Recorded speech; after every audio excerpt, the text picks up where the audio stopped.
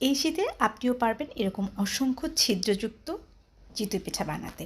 শুধুমাত্র একটা tips follow করলেই আপনার চিতই পিঠা এরকম অসংখ্য ছিদ্রযুক্ত হবে এবং খেতে হবে অনেক মজা। আমিও না আগে চিতই পিঠা বানাতে পারতাম না, তো এখন আমি এই টিপসটাই ফলো করি আর আমার চিতই পিঠা অনেক ছিদ্রযুক্ত হয়, খেতে অনেক বেশি মজা হয়। তো চিতই পিঠা আমরা কেনা পছন্দ করি, আবার সবাই বানাতে পারি না। তো প্রথমেই যেটা করছি আমি চালের গুঁড়া নিয়ে নিচ্ছি। এটা কিন্তু বাজার থেকে কিনে আনা শুকনো চালের গুঁড়া। 1.5 টেবিল চামচ। স্বাদ মতো লবণ নিয়ে নিলাম।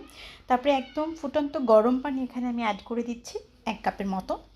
দিয়ে ভালো করে একটা হুইস্কির সাহায্যে এটাকে কিছুক্ষণ 2-3 মিনিটের মতো মিশায় নিব। খুব ভালো করে মেশাতে হবে, কারণ এটা যেহেতু শুকনো চালের গুঁড়া এবং বাজার থেকে কিনে আনা চালের গুঁড়া, তো এই জন্য ভালো করে মিক্স করতে হবে, কারণ পানিটা টেনে নেয় এটার থেকে। তারপরে মিক্স করার পরে আমি আরও কিছুটুকু পানি দিয়ে দিয়েছিলাম। ভালো করে মিক্স করে এটাকে ঢাকা দিয়ে রেখে দিব 10 মিনিটের জন্য।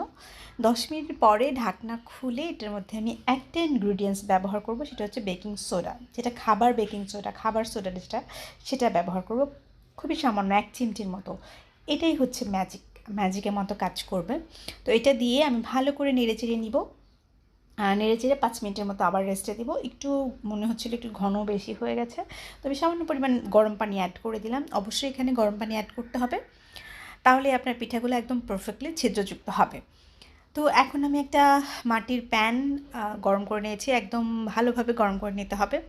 ধোঁয়া উঠবে ওরকম অবস্থায় আমি 1 চামচ দিয়ে দিলাম। আপনারা চাইলে 2 চামচ দিতে পারেন, বাট 1 চামচ দিলে আমার কাছে দেখতে ভালো দেখা যায়, এই জন্য দিয়েছি। 2 চামচ দিলে কিন্তু আরও বেশি ফুলকো হয়। যাই হোক, দেখতেই পাচ্ছেন কতটা ছিদ্রযুক্ত হয়েছে। 2-3 মিনিটের মতো আমি ঢাকা দিয়ে এটাকে কুক করে নিয়েছিলাম। দেখতেই পাচ্ছেন কত সুন্দর হয়েছে। এটা দুধে ভিজালেও ভিজে একদম ভেঙে যাবে, আপনি দুধ থেকে উঠাতে পারবেন না, এতটা পারফেক্টভাবে ভিজে যায়। তো এই ছিল আজকের রেসিপি। ভালো লাগলে